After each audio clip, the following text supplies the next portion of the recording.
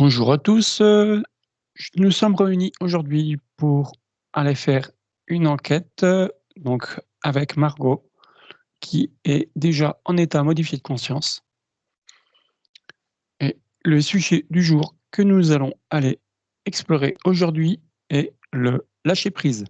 Mmh.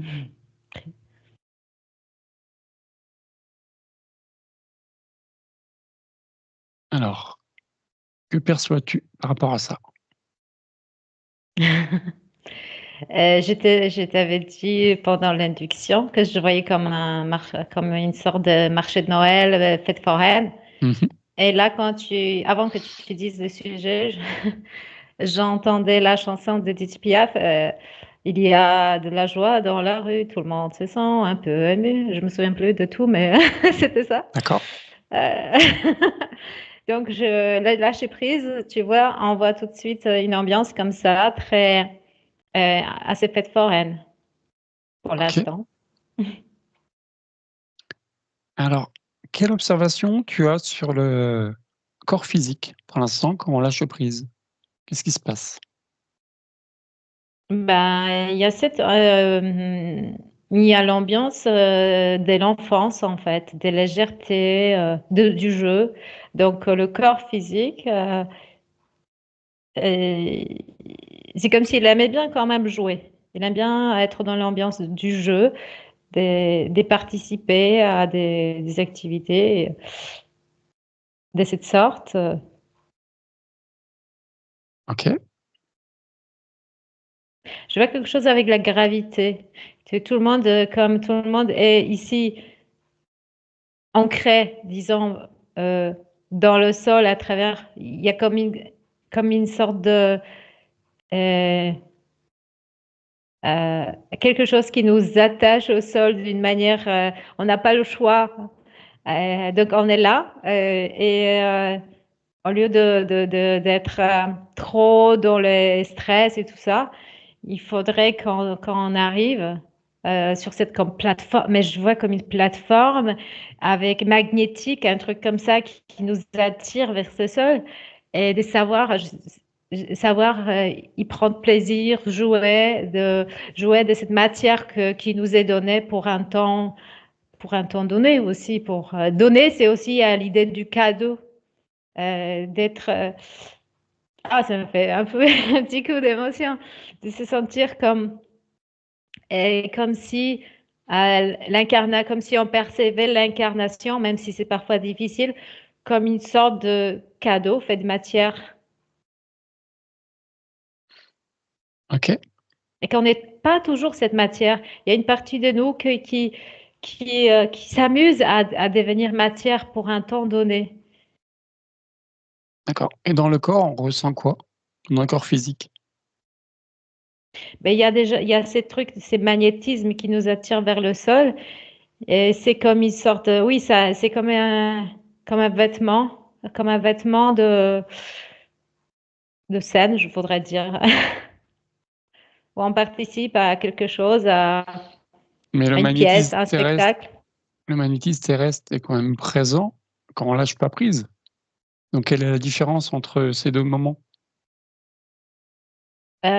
Parce que quand on ne lâche pas prise, et on prend pas en compte cette dimension du cadeau d'être ici, OK. d'agir dans la matière. C'est comme si il y avait une partie des dons, de cadeaux, dans le fait de pouvoir agir dans la matière et que tout le monde ne peut pas et que ça nous est donné pour un temps et on doit en faire quelque chose. Et si tu es figé euh, dans un stress, si tu es dans la tête, tu vois, tu es dans le cerveau, même pas dans ton cœur, tu es dans le cerveau et c'est comme cette matière, euh, c'est comme si tu es là pour te servir de la plasticité de ta matière et non pas de t'enfermer dans ta boîte cervicale et vivre uniquement avec des pensées qui tournent en boucle, etc. Tu es là pour comme incarner, moi ça me dit incarner la joie. OK. Alors, on va voir maintenant, on va faire la même observation, mais au niveau du corps éthérique. Qu'est-ce qui se passe? C'est comme si le corps éthérique aussi s'amusait en quelque sorte en descendant ici, mais il ne se rend pas tout de suite compte que ce n'est pas aussi facile qu'il s'imagine au début, mais que son objectif, c'est aussi d'harmoniser l'esprit et la matière. C'est comme pour, à travers cette descente de l'esprit dans la matière, illuminer cette matière, la faire comme plus vivante et, et d'avoir cette capacité de, c'est même pour apprendre à harmoniser l'esprit et la matière et illuminer la matière. C'est même comme un exercice qui nous est, c'est comme si tu descends pour vivre cette sorte de fusion, pour apprendre à fusionner, à transmuter la matière. OK. Est-ce que tu peux maintenant aller chercher une personne qui ne lâche pas prise et voir comment elle est par rapport à ses problèmes qui l'entourent? Alors justement, je la vois très virtuelle. Derrière OK. l'ordinateur, à suivre un jeu, des discussions, des choses sur des sujets euh, et qui semblent un peu moins toucher la terre. Des sujets concernant le jeu, les trucs, mais ce n'est pas quelque chose qui est incarné. C'est comme si ça, c'était une sorte de perte de temps. Comme s'il était un peu robotisé? Oui, oui, mais c'est aussi comme si la partie éthérique était triste parce qu'elle est descendue de la matière pour incarner la matière et non pas pour s'enfermer dans une sorte de boîte. Euh, et comme si ça passait en été à côté de la plaque si on fait ça. OK. Donc là, c'est sur une, scène de vie quotidienne ou une personne qui joue aux jeux vidéo. Oui. Si maintenant on prend un cas plus grave, on va dire, dans le cas d'un deuil par exemple ou d'une, relation qui se passe très mal ou voilà, très compliquée, où là on dit: «Oui, mais il faut lâcher prise sur ça», qu'est-ce qui se passe? Bah, sur un deuil, c'est beaucoup plus facile de lâcher prise si on prend en compte la dimension un peu cosmique de l'humain que l'enfant ou imaginons une femme.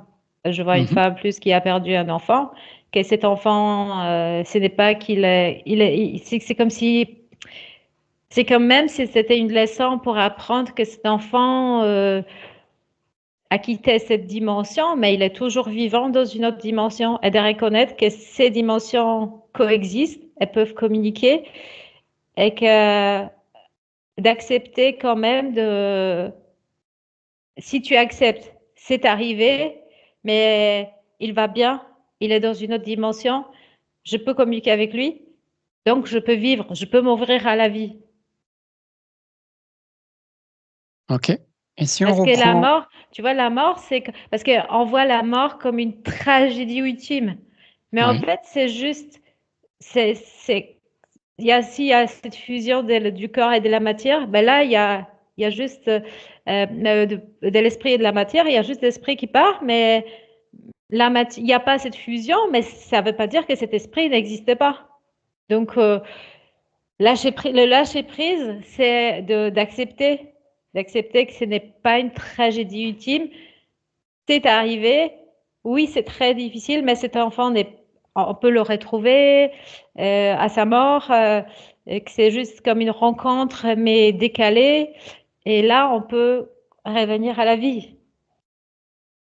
OK, et si on reprend cette première personne que tu avais observée, donc qui jouait à ces jeux vidéo mais sans lâcher prise, donc qui était robotisé. Si maintenant il lâche prise, quelle est la différence? Je vois comme s'il éteignait l'ordinateur, elle jouait au foot. Ça veut D'accord, dire retrouver les copains réels sur, euh, sur un stade, mais les copains qui, voilà, qui ont chair en os. OK, et qu'est-ce que ça lui apporte de plus? C'est comme un esprit d'équipe, esprit des communautés, des partages, d'avoir un but ensemble, enfin Alors, surtout la communauté. parfait, je viens de faire l'avocat du diable. Donc, quelque part, sur un jeu vidéo, c'est pareil, il est en relation avec d'autres personnes via son casque. Donc, il fait partie d'une communauté aussi. Quelle est la différence? Mais c'est comme si la relation n'était pas, cet aspect virtuel, ça annulait quelque chose de matériel. Ok, C'est alors pourquoi il est venu va ici. creuser plus en détail. C'est comme il y a un échange, tu vois, énergétique, même, je dirais, il y a quelque chose d'un échange électrique avec les D'accord. autres. Et si, c'est marrant parce que j'ai dit qu'il y a un échange électrique sur un champ enfin, dans un stade de foot ou quoi, mais l'électricité, c'est plus sur les ordinateurs. Mais moi, je vois que c'est un autre circuit dans les ordinateurs. Et il y a cet échange personnel et, en quelque sorte, électrique, énergétique avec les autres qui est vital. Et c'est lui sur le net, je sais pas, c'est comme si l'ordinateur récupérait une partie de cette énergie en fait. C'est comme si c'est pas toi qui récupère l'énergie, c'est l'ordinateur en quelque sorte qui D'accord. Qui ferait un peu vampire énergétique et oui, qui quelque chose absorberait une comme ça, partie. oui. D'accord. Ok. Et pareil, on va aller voir donc cette même personne qui avait un deuil. Alors, tu m'as montré tout à l'heure le cas où elle lâchait prise par rapport au deuil de son enfant. Et si elle ne lâche pas prise, qu'est-ce qui se passe? Je la vois broyer du noir, pleurer, déprimée, perdre le sens de la vie, aller au cimetière tous les jours, faire des choses euh, Alors, très assez euh, peu lumineuses, je dirais. d'accord. Alors, je vais encore me faire l'avocat du diable, mais c'est pas grave. Dans tout deuil, il y a déjà une part de rejet au départ. Mm. Il y a différentes étapes. Il y a le rejet, après il y a l'acceptation, il y a donc justement quelque part, l'étape que tu dis, broyer du noir, Mm. hem, en fait partie. Donc quelles est les différences par rapport à une personne qui lâche prise? Parce que la personne qui lâche prise, elle traverse toutes les étapes, elle s'en sort. Et la personne qui reste figée dans cette étape, elle peut rester toute la vie figée. Toute la vie D'accord, s'habille au noir. d'accord. Elle va ruminer quelque part cette Oui, information et c'est comme plutôt que si de l'enfant d'accepter est ce mort, fait, ouais, mais pour elle, la vie c'est fini, c'est déjà fini. Elle est comme une sorte de mort vivante. ouais, OK, OK. On va aller explorer un autre terme qui c'est justement transmuter. Quelle est l'information que tu as? On dit souvent, oui, ben, des choses négatives qui vont aller se transmuter en amour. C'est quoi? Ça veut dire quoi? Alors on va regarder pareil dans un premier temps au niveau du Ah, corps physique. je vois cette femme par exemple. euh, elle a posé sur la table la photo de cet enfant. Elle a un cahier, elle lui écrit des lettres. Quand elle sent qu'elle a besoin d'être en contact avec lui, bah, elle lui écrit. Elle lui D'accord, écrit en espérant qu'il va recevoir le message et pour aussi parce elle sent le besoin.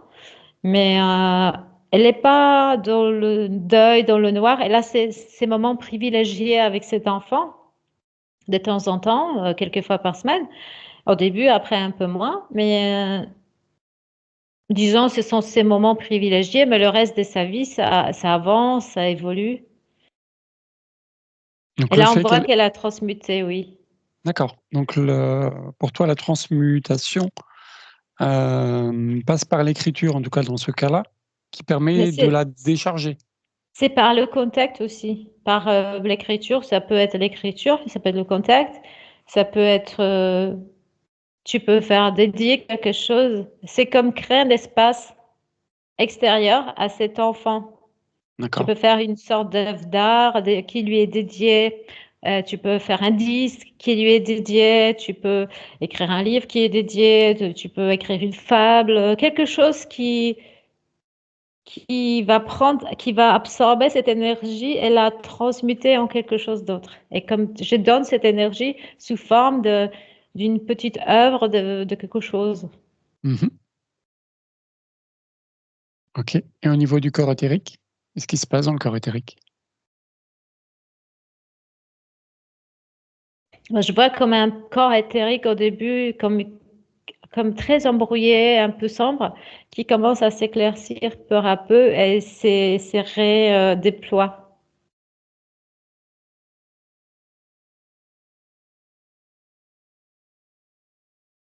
Ok. Si maintenant on observe le pardon,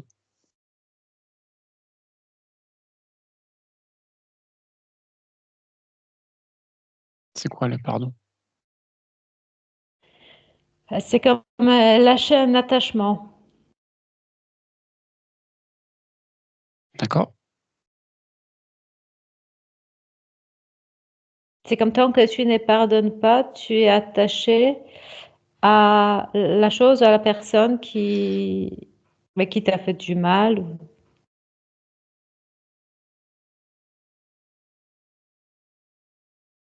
Ça veut dire que les émotions négatives s'attachent aussi. Ok. Et pardonner, on peut. Est-ce que des deux côtés, ça doit être pardonné? Ou seul, on peut faire le travail?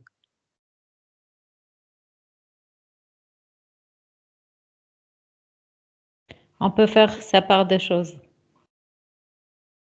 C'est-à-dire? C'est-à-dire pardonner de son côté, nettoyer son espace à soi.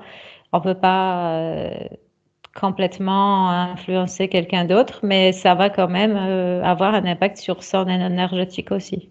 D'accord. Par contre, on peut couper, oui, des 2 côtés quelque part, mais enfin, on peut dissoudre les liens, qui nous reliaient, Oui, à cette personne. D'accord. Et au niveau éthérique, qu'est-ce que tu vois? bah, c'est ça en fait, c'est que si tu es en colère ou dans la haine, ça crée un lien. Et c'est comme si tu te trimballais toujours la personne. Et si tu pardonnes, tu lâches, c'est comme si ça dénouait ces liens. Mmh mh. Tu lâchais, tu sépares. En fait, pardonner, c'est aussi dénouer. OK. OK. Est-ce que tu as d'autres choses à ajouter sur ces différents termes? Ben, je vois des couples, par exemple, un couple qui est divorcé, mais qui se chamaille tout le temps. Et en fait, ils sont divorcés, mais ils sont pas divorcés. Ils sont officiellement divorcés, mais tant qu'ils continuent à se chamailler, ils sont toujours comme mariés, mais d'une manière un peu pervertie. D'accord. Donc, le fait de faire, nettoyer les émotions, de les décharger, de pardonner, de tout nettoyer émotionnellement, bah, ça coupe le lien en fait. Ça dénoue, justement. Ça ne se coupe pas comme ça, mais ça dénoue, ça libère. OK, donc dans leur cas, il faudrait déjà dans un premier temps qu'ils lâchent prise Oui, sur le sur leur relation? oui, c'est ça. Parce que je vois beaucoup des couples, tu vois, qui sont soi-disant divorcés ou séparés, mais ils sont pas du tout divorcés et pas du tout séparés. Mmh mh. Parce que les émotions qui les attachent tous les deux sont toujours là. OK. Donc après, il faudrait qu'ils transmutent leur relation Oui, et en dernier point, il faudrait qu'ils pardonnent alors? oui. OK. Est-ce qu'on Ils- peut pardonner tout? Je vois qu'ils doivent se pardonner, qui n'ont pas su faire mieux, et de pardonner à l'autre qui lui aussi n'a pas su faire mieux. OK. Autre chose à ajouter? Non, ça va, mais ça m'a fait juste, ça m'a fait un peu drôle de voir que plein de gens pensent qu'ils sont divorcés, qu'ils sont libres, mais en fait, ils sont pas du tout libres. OK. Ben, merci pour ces informations. Je vous laisserai commenter justement ce que vous pensez de cette enquête et me donner pour vous, ce qu'est le lâcher prise ou la transmutation ou le pardon. Merci beaucoup, merci Margot. Merci. Au revoir.